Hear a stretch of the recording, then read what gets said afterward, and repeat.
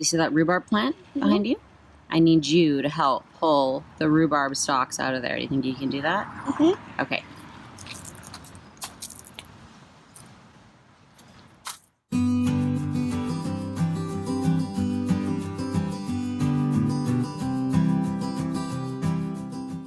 So we have this massive rhubarb plant growing out front of our house.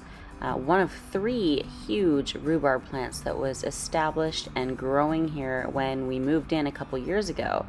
And I haven't really got around to using it yet this year too much. So since summer is almost winding to a close here, I figured that now was as good a time as any to harvest this bad boy and actually do something with it.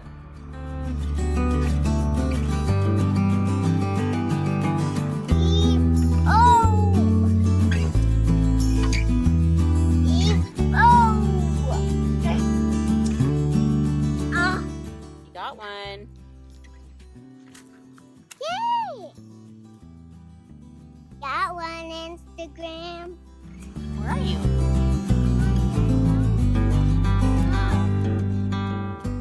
So with rhubarb, if you pull it out from the base, so don't cut it, but you actually want to pull it out right from the base. And if you do that, and these are going to be really hard for me to pull with one hand, I'm probably going to need 2 hands here, but if you do that and you pull from the base, then you're going to encourage it to actually grow back, rather than if you just cut it off near the base, then you're not going to trigger that plant to actually grow more rhubarb. So when you're harvesting rhubarb, always pull right from the base and pull it right out. I'm gonna get the big one.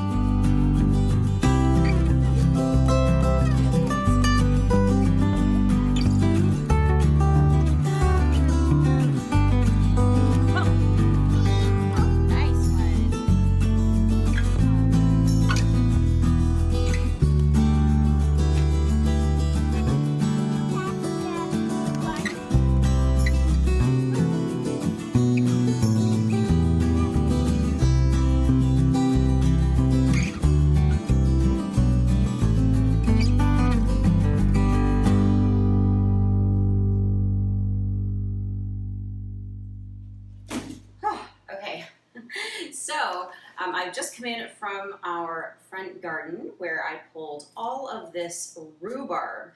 So we have this huge established rhubarb plant in the front yard that it just produces these massive stalks. And I haven't honestly got around to doing much with our rhubarb this year, but we are coming to the end of August already, so I want to make sure that I get this and preserve it before it starts to die back. Now, one of the things that I really like to do with rhubarb, and in fact, my daughter really likes this too, is to basically cook it down and then blend it up and then lay it out on dehydrator trays and make fruit leather. So I'm going to be making some rhubarb apple fruit leather today because I actually also have a ton of applesauce left over from last year. And we're coming into apple season again here now, which means I actually have to clear out some space, use up some of last year's stock so that we can preserve the apples that are going to be coming on this year. So I'm going to be breaking out my dehydrator today and making up a big batch of apple rhubarb fruit leather. I am going to get to work prepping all of this rhubarb. I'm going to get rid of the nasty ends there, make sure it's all washed, and chop it up and throw it in my pot and start cooking it down.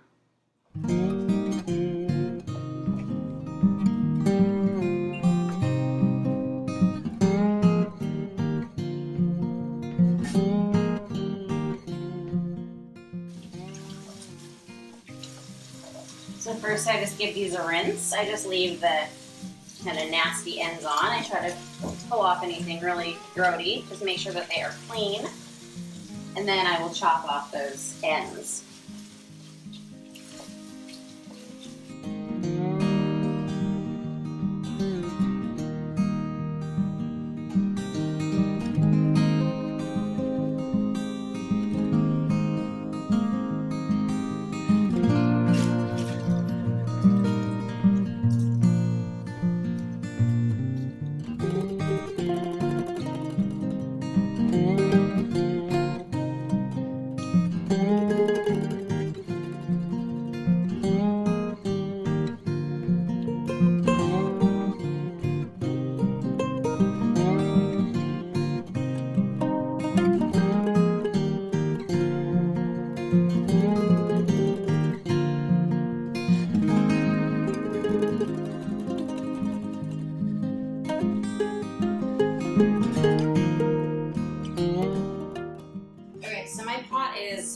all, so I am going to stop there and I'm going to start cooking this now.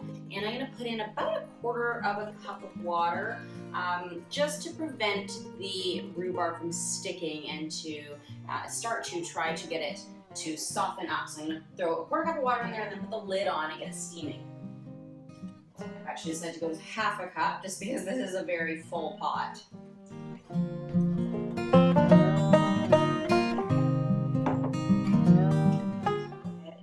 throw the lid on and start to cook it down. So it's starting to cook down now. As you can see, it's starting to turn to liquid. So you just want to give it a stir, I don't know, every few minutes. Keep your eye on it, make sure it doesn't stick to the bottom of the pot, but otherwise, kind of let it just cook down and do its thing.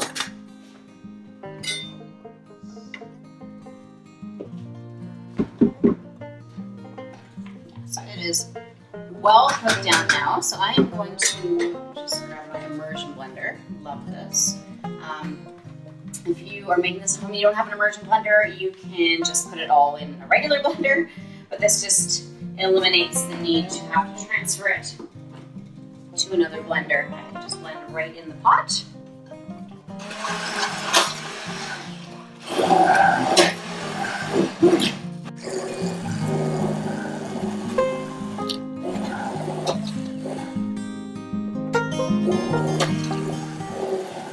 So the rhubarb is all pureed now. I'm going to go ahead and add in some applesauce. So I got 1/2 jar from in the fridge, and then I've got another couple jars I'm going to put in. The nice thing about fruit leather is it really doesn't matter. I'm spoon to get it out though. It really doesn't matter how much of each ingredient you add. It's not like canning where it's, you know, it can make it unsafe to eat or something if you don't follow an exact recipe. Drying is very safe, dehydrating is very safe. I mean, I just honestly go 50-50, but it is so up to you and what you like with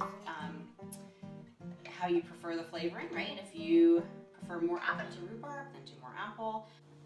Okay, and then I've got this little jelly kind of 4-ounce size jar of sweet apple butter. And I'll be really honest, I found this a little bit too sweet for my liking anyway. The amount of sugar that this particular recipe called for, I think I would try to reduce it and maybe just cook it longer next time. But to add in as a sweetener with this should be a really great way to use this up, actually. Okay, my apple butter in there.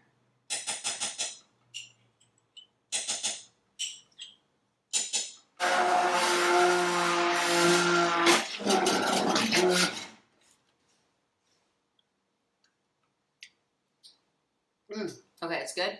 Still too sour. So I'm going to add in 1 more jar of apple butter.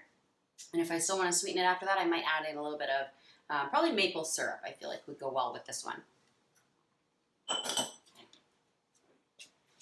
Another jar of apple butter in here.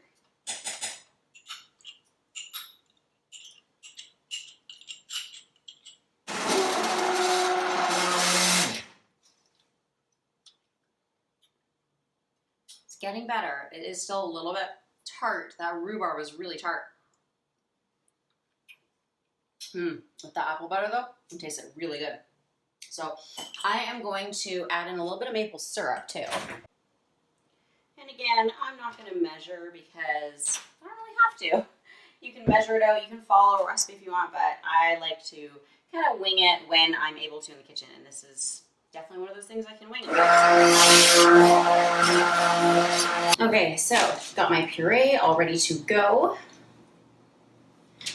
And now I'm just going to pour it, we're just kind of in a circle like that, on my dehydrator tray. So what I've done is I've just lined one of my dehydrator trays with a piece of parchment paper. You can purchase these Paraflex inserts for the Excalibur dehydrator anyway, which is the one that I use. And you can do your fruit leathers on those. You can't just do them right on the screen because of course there's holes in the screen so it'll fall through. But I don't have any special inserts or anything, so I just use regular old parchment paper. And then I use this like cake icer spatula type thing. You can just use a regular spatula if you don't have one of these, but I happen to have one, and it works for spreading out fruit leather. So you want to go, thin, and you want to try to go even, but you don't want to go so thin, because I find that what happens if you go too thin, then you have areas that are like almost too crunchy rather than that nice kind of chewy fruit leather. Naturally, I find that drying fruit leather at home it tends to just be a little bit thinner than the stuff that you might eat from the store.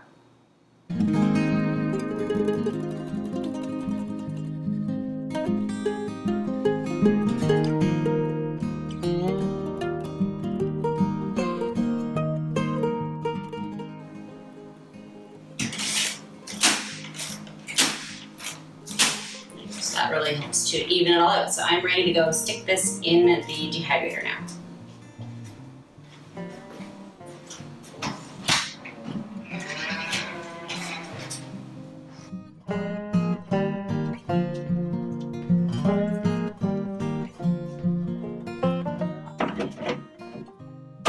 Cover on, and then I'm going to set it to, on this one I want to have it at 135 degrees Fahrenheit, which I do for my dried fruits and fruit roll-ups, and I am going to set it, I didn't see it, I think, where's that at, 4, I'm going to set it for about 5 hours, and that might not be quite long enough, but I'm going to check it after 5 and see. Anywhere I find between 5 to 8 hours max is probably what you want to do with your fruit leather, because otherwise it'll kind of get crispy, but depending on how thick it is, I like to check it after about 5 hours. Some of them might be ready to come out. Other ones you might have to throw back in for a little bit. But otherwise, we'll just leave it for now.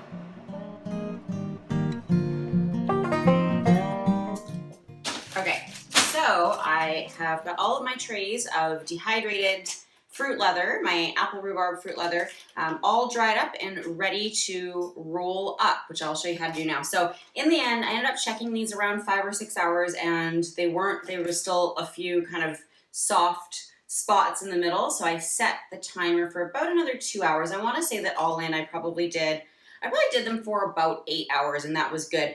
But the thing that I really like about using the dehydrator is it is kind of the slow cooker of food preservation methods. So I was able to pop those in, and that was yesterday, and actually I was able to just kind of leave them overnight and then check them. Had to reset for another hour, but you don't have to watch it like you do, say, with canning or something like that. You just kind of set it and forget it, right? You set your timer, and then you just kind of check in on it every once in a while.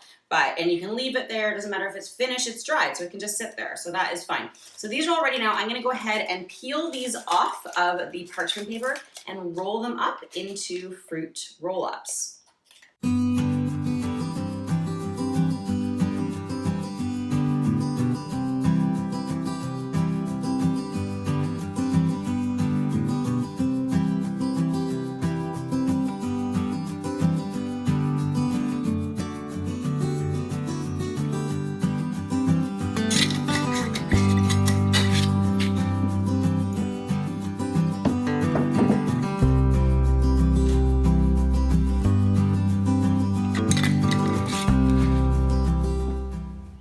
So there you have it. I have now filled up 2 quart jars worth of homemade fruit leather or fruit roll-ups, depending on what you want to call them. So to my 9-tray dehydrator, I got about 18 fruit roll-ups. That's not necessarily how many I have in the jars, because we've already snacked on a couple of them. But I also have all of this still to go. So I am going to fill my trays with the remaining batch of the rhubarb apple fruit leather mix puree that I have here, but that's pretty good. So off of half of our rhubarb plant, and it was 3.5 jars of applesauce, a little bit of maple syrup, a couple small jars of apple butter. I'm probably gonna get somewhere between at least 30 and 40 fruit roll-ups. So now I need to figure out what to do with the rest of my rhubarb. I can either blend it up. I've thought about maybe blending it up and doing a strawberry rhubarb fruit leather, or using it in some other way. I've got another couple really popular rhubarb recipes actually up on my blog. One is for a rhubarb barbecue sauce or rhubarbecue sauce. So that's an option. We still, I think, have a couple jars left from last year. Or we also do a rhubarb juice concentrate, and we are all out of that. So I'm kind of leaning towards that one. If you're interested in either of those recipes, I will pop them below the video. And then of course, as far as our dehydrator goes, fruit leather or fruit roll-ups are certainly not the only things we make. Some of my other favorite recipes in the dehydrator are to do homemade cheesy kale chips, and I say that because it's not actually made with real cheese. But if you'd like to check that out, I also have, I'll leave a link to my video tutorial and recipe for those kale chips. And then another thing that we like to do is just to slice up fruits and dry them that way.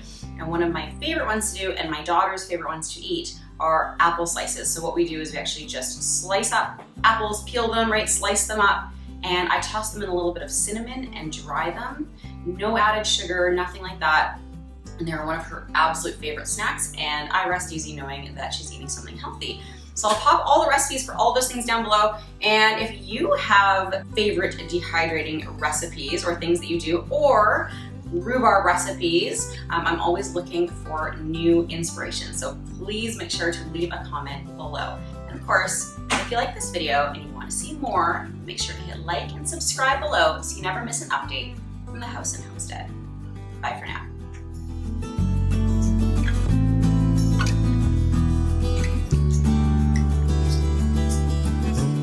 Do you like it?